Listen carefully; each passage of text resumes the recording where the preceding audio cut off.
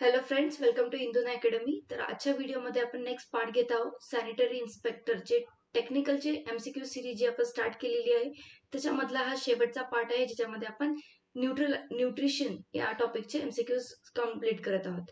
Okay, तर आजचा first question आहे question number 61. Which nutrition survey method is most accurate? First, 24 hours recall. Second option, food frequency. Third, weighment method. And fourth option, questionnaire. Okay, question read करा इथे. तर याचं correct answer असणार आहे option number C, weighment method.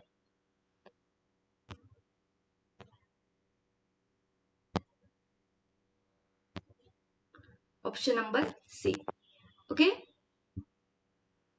most accurate dietary assessment method. It involves weighing all food consumed by an individual and it gives precise intake data. तर याच्यामध्ये बघा 24 hours recall आहे तो लेस ॲक्युरेट आहे.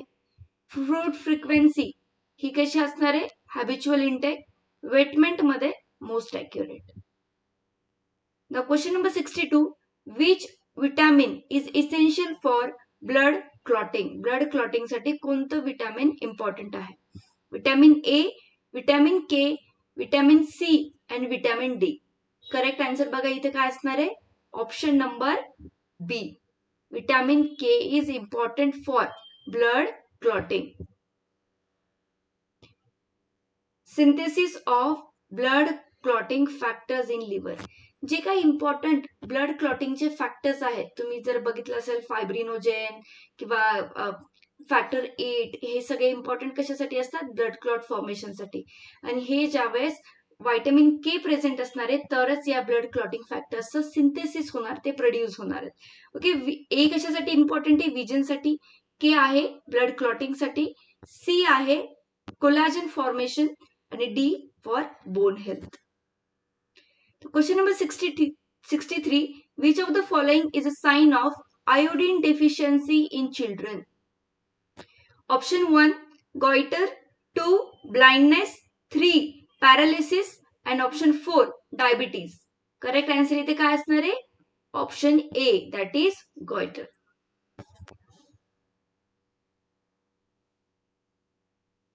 Enlargement of thyroid gland.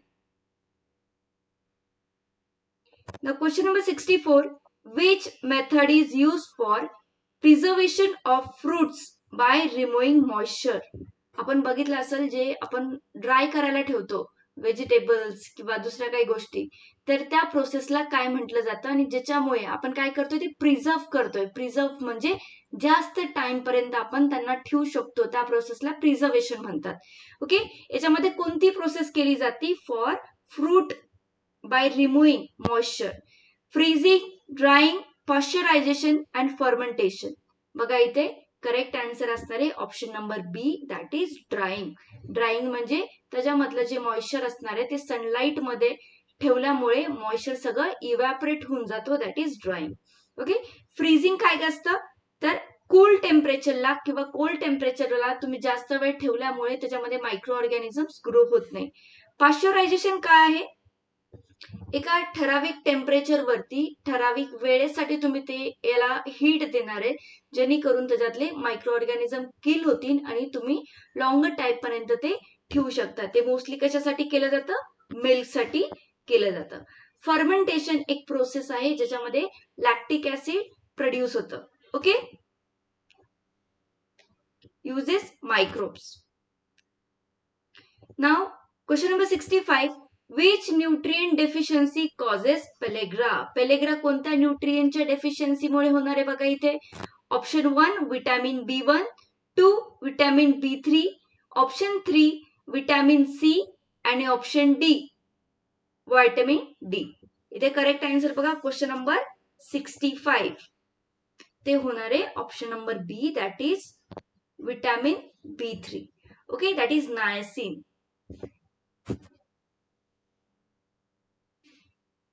Vitamin B3च नाव काय आहे? नियासिन. आणि त्याच्यामुळे काय होणार आहे? पेलेग्रा.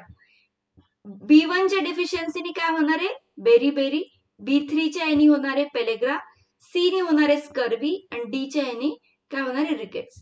तर इथे लक्षात ठेवा, तुमच्यासाठी हे इम्पॉर्टंट गोष्ट आहे की तुम्हाला काय करायचं, सगळे विटॅमिन्स त्यांची नावं आणि त्यांच्या समोर त्यांच्या कोणत्या डेफिशियन्सीने काय होणार आहे हे तुम्हाला लिहायचंय.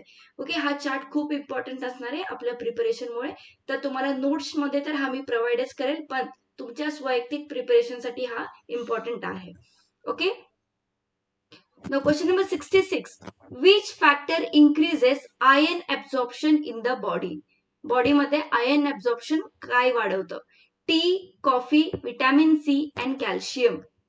ओके, क्वेश्चन नंबर 66 बघा. याचं करेक्ट आन्सर काय असणार आहे? Option number C, that is vitamin C. Enhances absorption of non-heme iron in the intestine. Tea काय करतं? Reduces absorption. कॉफी काय करते? Reduces absorption. Vitamin C increases absorption of iron आणि calcium may interfere. Question number 67. Which is the best indicator of long-term nutritional status? Weight, height, BMI, MUAC. बघा इथे correct answer काय असणार आहे? Best indicator of long term nutritional status. Correct answer is option number B. Height reflects long term nutritional status and growth. Weight काय असणार आहे? Short term changes होऊ शकतात, त्याच्यामुळे कमी जास्त होऊ शकतात. हाईट काय? Long term indicator.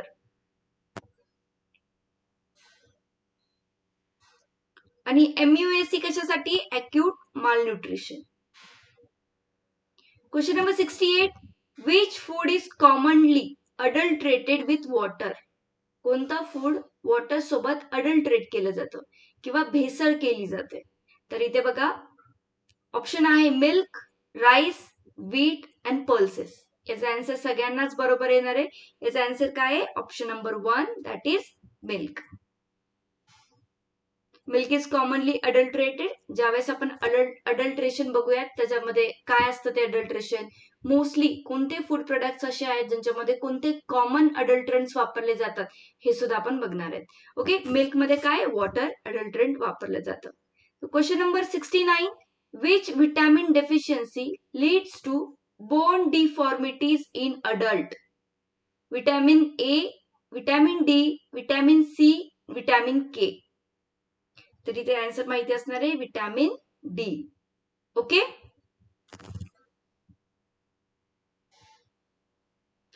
Question number 70. Which government programme aims to reduce anaemia in India? कोणता गव्हर्नमेंट प्रोग्राम अॅनिमिया हे कमी करण्यासाठी आहे in India? ICDS, anaemia Mukt Bharat, mid day meal, pulse polio. नावामध्येच बघा सगळं तुम्हाला सांगितलं जात आहे. आणि इथे करेक्ट आन्सर काय असणार आहे? ऑप्शन नंबर बी, anaemia Mukt Bharat. Mid day मी तुम्हाला काय सांगितलंय? जे लहान मुलं आहेत त्यांच्या न्यूट्रिशन स्टेटस साठी त्यांचं स्कूलमध्ये काय जास्तीत जास्त अटेंडन्स वाढवावं, त्या मुलांना चांगलं एज्युकेशन मिळावं, त्यांचं एनरोलमेंट जास्त व्हावं म्हणून मिड डे मील आहे. ICDS कशासाठी आहे हे तुम्ही मला कमेंट बॉक्स मध्ये सांगायचंय. पल्स पोलिओ नावातच सांगितलं जातंय, इम्युनायझेशनचा हा प्रोग्राम असणार आहे. Question number 71. Which act in India is responsible for food safety and standards? Food safety and standards साठी कोणतं ऍक्ट आहे? Food adulteration act, food safety and standard act, essential commodities act and public health act. Tell me the correct answer. Okay, इथे बघा correct answer असणार आहे option number B, food safety and standards act. First आहे. Okay. Now question number 72. Which of the following is an example of food fortification in India? Food fortification म्हणजे काय? Nutrients add केले जातात food product सोबत जेणेकरून जे nutritional deficiencies आहेत लोकांमधले, hidden hunger आहे ती कंप्लीट व्हावी आणि त्यांच्यामध्ये कमीत कमी न्यूट्रिशनल डेफिशियन्सी लोकांमध्ये दिसावी. तर इथे बघा करेक्ट आन्सर काय असणार आहे? Iodinise salt, polished rice, refined sugar आणि पॅक्ड वॉटर. Question number 72. इथे काय फूड फॉर्टिफिकेशन. इथे करेक्ट आन्सर असणारे आयोडिनाइज सॉल्ट. कशासाठी आयोडिनाइज सॉल्ट आहे? सॉल्ट मध्ये आयोडीन ऍड केलं जातं to prevent goitre. Okay. Question number 73. Which indicator is used to measure community nutritional status? Option 1, infant mortality rate, literacy rate, rainfall and road length. इथे काय विचारलंय बघा, major community nutritional status. Question number 73. Literacy रेटचं काही घेणं देणं नाही, waterfall नाही, रोड नाही, फक्त infant mortality rate. Okay. Question number 74. The main cause of nutritional anemia in India is. काय कारण आहे न्यूट्रिशनल अॅनिमियाचा in India? Vitamin C deficiency, iron deficiency, protein deficiency आणि फॅट डेफिशियन्सी. बघा, अॅनिमिया कशाच्या रिलेटेड असू शकतो? विटॅमिन सीच्या का? नाही. प्रोटीनच्या? नाही. फॅट? नाही. तर कशाच्या रिलेटेड असणार आहे? Iron deficiency. Okay. Option number B is the correct answer.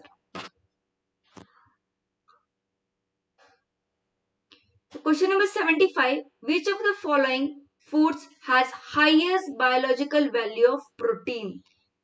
म्हणजे कोणता फूड मध्ये प्रोटीन हे जास्त अमाउंट मध्ये प्रेझेंट असेल? Egg, rice, wheat, pulse.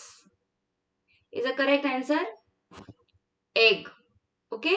म्हणून सर्वात जास्त जिमला जातात ते अंडे खातात. Okay.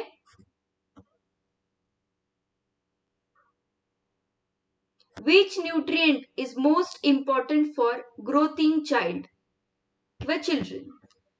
Carbohydrate, protein, fats, minerals. Question number 76 बघा. Is a correct answer काय असणार आहे? Most important for growth in children. तर याचा करेक्ट आन्सर आहे option number B, that is protein. Okay. Protein कसं आहे? Essential for growth and development in children. Energy source म्हणून कार्बोहायड्रेट वापरला जातो. फॅट्स काय? एनर्जी स्टोरेज फॉर्म मध्ये असणार आहे. Minerals regulate function. जे बॉडी मधल्या रिॲक्शन्स आहे, एन्झायमॅटिक प्रोसेसेस आहेत, त्यांच्यासाठी हे मिनरल्स, व्हायटॅमिन्स काम करतात. Okay. Question number 77. Which vitamin is destroyed by heat easily? कोणता विटॅमिन हीटनी एकदम इझिली डिस्ट्रॉय होणार आहे? Vitamin A, vitamin C, vitamin D आणि विटॅमिन के. तर बघा इथे करेक्ट आन्सर काय असणार आहे? Vitamin C. Okay. Option number B is the correct answer. Heat sensitive आहे, easily destroy during cooking. Okay. कुकिंगच्या टाइम मध्ये हे विटॅमिन सी काय होतं? डिस्ट्रॉय होतं. मग विटॅमिन ए, इथे तुम्ही दोन गोष्टी बघणार आहे, water soluble, fat soluble. Okay. कोणते विटॅमिन कसे असतात, कोणत्या सबस्टन्स मध्येच ते घेतले पाहिजे. विटॅमिन ए कसं आहे? फॅट सोल्युबल आहे. डी कसं असणार आहे? स्टेबल असणार आहे हीटला. के पण काय असणार आहे? स्टेबल. फक्त सी कसं आहे? Heat sensitive. Question number 78. Which of the following is a method of community nutritional assessment?